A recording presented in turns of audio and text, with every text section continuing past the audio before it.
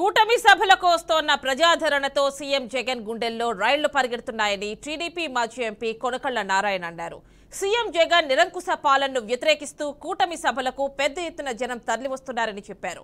మే 13న జరిగే ఎన్నికల్లో కూటమి ప్రభుత్వం అధికారంలోకి రాబోతోందని, ప్రజాస్వామ్య వ్యతిరేక వైసీపీని భూస్థాపితం చేసేందుకు ప్రజలు సిద్ధంగా ఉన్నారని తెలిపారు. బాపట్ల జిల్లా చీరాలలో కూటమి సభ నేపథ్యంలో బైపాస్ రోడ్లోని తలపెట్టిన సభ ఏర్పాట్లను పరిశీలించారు.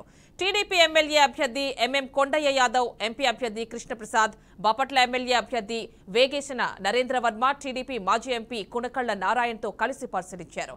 చీరాలలో 15 ఏళ్లుగా కరణం బలరాం, ఆమంచి కృష్ణమోహన్ అరాచక పాలన కొనసాగించారని మండిపడ్డారు. సైకిల్ గుర్తుపై ఓటు వేసి ఎమ్మెల్యే అభ్యర్థిగా తనకు, ఎంపీ అభ్యర్థిగా కృష్ణప్రసాద్ కు ఓటు వేసి గెలిపించాలని చీరాల కూటమి అసెంబ్లీ అభ్యర్థి కొండయ్య కోరారు.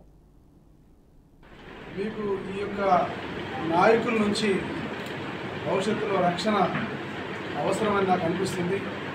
కాబట్టి తెలుగుదేశం పార్టీకి, నాకు, మరి అలాగే మా ఎంపీ అభ్యర్థికి, అలాగే మా బాపట్ల అభ్యర్థికి, అలాగే ఈ 7 నియోజకవర్గాల్లో ఉన్నటువంటి అభ్యర్థుల్ని, అలాగే ఉమ్మడి ప్రకాశం జిల్లాలో ఉన్నటువంటి మిగిలిన వారిని అందరినీ గెలిపించాల్సినటువంటి బాధ్యత ప్రజలందరి మీద ఉంది.